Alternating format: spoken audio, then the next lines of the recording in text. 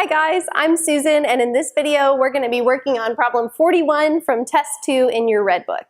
So you can go ahead to pause the video, take a minute to read the question now.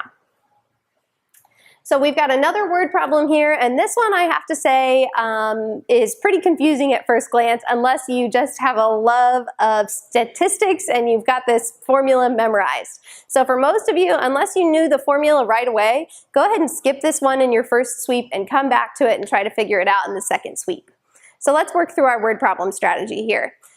The first thing we're going to do is read the whole question and figure out what it wants us to solve. So in this case, that's the expected number of rooms that will be occupied. Notice it's the number of rooms, not the expected rate. So we need to do a little extra work at the end there. Then we're going to go to step 2, figure out what information we already have.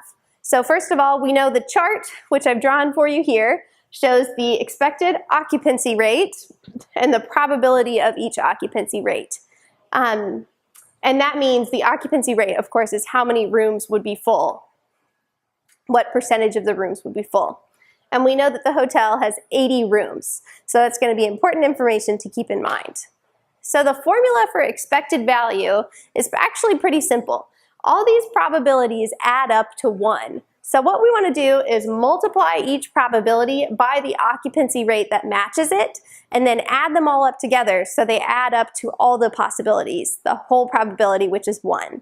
And that's going to give us the expected value. So let's do that now. So first we've got 0.6 times 0.2 plus 0.7 times 0.4 plus 0.8 times 0.3 plus 0.9 times 0.1. Of course, this is a great time to use your calculator. Don't waste your time doing this by hand. The answer here, it adds up to 0.73 is our expected occupancy rate. And since there are 80 rooms, we want to multiply our expected occupancy rate times the number of rooms. So 0.73 times 80. Use your calculator again, and that works out to be 58.4. We're going to knock off the 0.4 since there's no half rooms available, and 58 is option C. That's how you do this problem. But if you don't know how to do this problem, which you might not when you get on the actual ACT, kind of a last resort backup you can use is look for the occupancy rate that's the most probable. In this case, that's going to be 0.7 because it's 40% probable, which is more than any of the others.